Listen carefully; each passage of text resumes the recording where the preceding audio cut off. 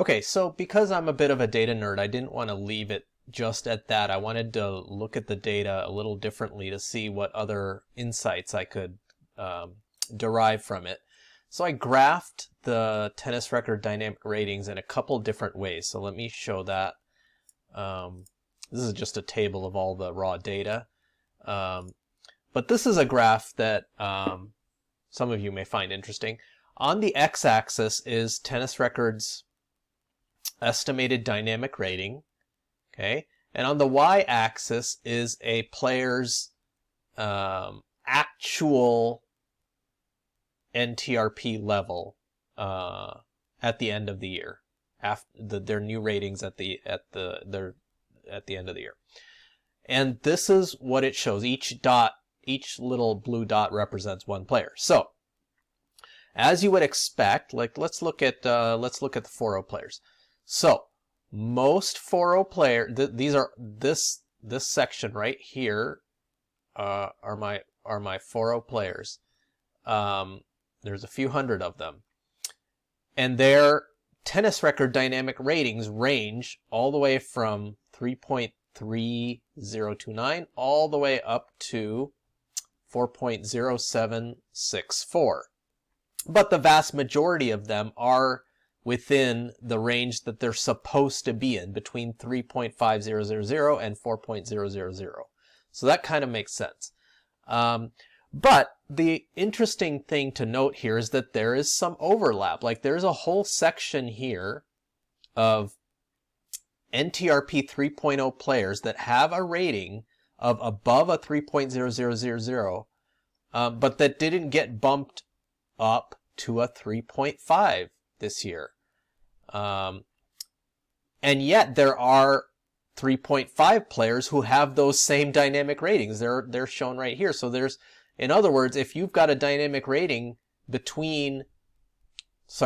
you've got a dynamic rating of about, let's say 3.1, which is about here on the graph, okay, if you've got a dynamic rating of 3.1, you might be an NTRP 3.0 or you might be an NTRP 3.5. Who knows? So when you see a significant overlap here between the different ranges, like there's a big overlap here, that's sort of an indication that this dynamic rating isn't an amazing predictor of your NTRP level. I graphed this a different way, which I think is potentially even more useful, and that's what I have here. So here, again, the same thing on the x-axis. These are a player's dynamic rating on tennisrecord.com. I know it's the font's kind of small, sorry about that. And on the x-axis is the percentage of players that are in each NTRP level at that dynamic rating. So for example, at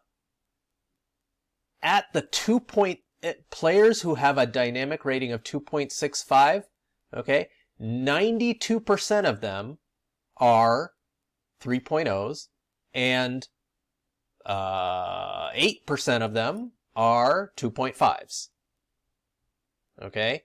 If we look like right here where these two lines cross, this blue line and this green line cross, what that's saying is that at 3.08, at a dynamic rating of 3.08, 50% of those players are at a 3.0 and 50% of them are at a 3.5.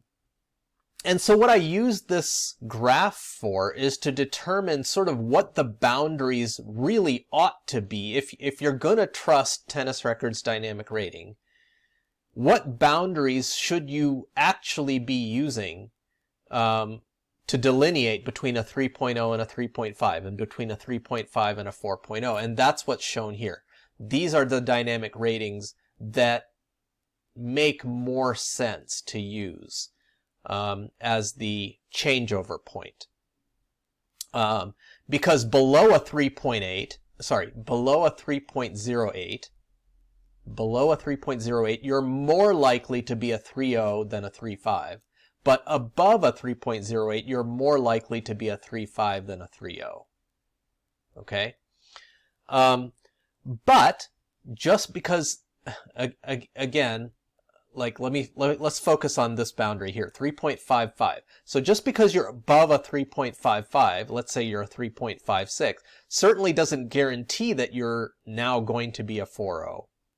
It just means you're more likely to be a 4.0 than a 3.5.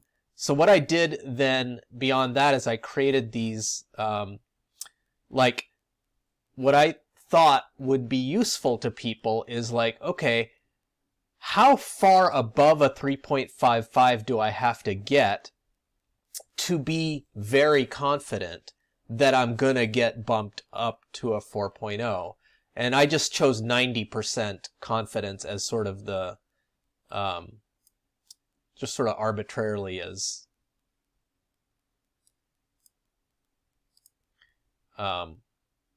what people might be interested in. So to be 90% confident that you're going to be a 4.0, you have to have a tennis record dynamic rating of between a 3.64 and a 3.94. If you're within that range, you can be pretty confident that you're going to be a 4.0. So if you're a 3.5 trying to get to 4.0, you want to try and get your tennis record rating up to a 3.64 or higher. Whereas tennis record would have you believe that just being above a 3.50 will get you there.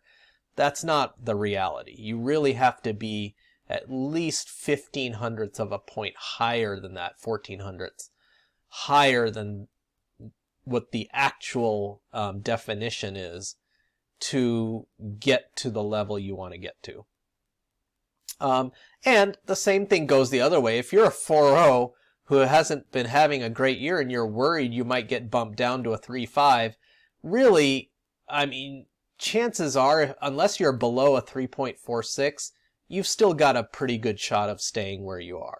You really, this is the band where most of the 3.5 players are, between a 3.17 and 3.46. Anyway, hope you found that useful. So then what I did is I said, okay, well, let's assume that these are the actual boundaries, this 2.51, 3.08, 3.55, 4.02. What if we use those as the actual boundaries between the different rating levels? How accurate would tennis record be if that's what we used instead of the standard ones? And if we do that, these are the ranges that I just showed in that graph. If we do that, and then measure tennis record's accuracy, then it becomes 88% accurate for all players. So it's something to think about. If you're really sort of set on using tennisrecord.com's dynamic rating to predict your own NTRP level at the end of the year, and you use these ranges, then you'll be, 88% of the time you'll be correct. So anyway, hope you found that useful. The next couple of videos I'm producing are going to be about other rating systems, specifically World Tennis Number and UTR. So stay tuned for those. And in the meantime, have fun, and I'll see you on the courts.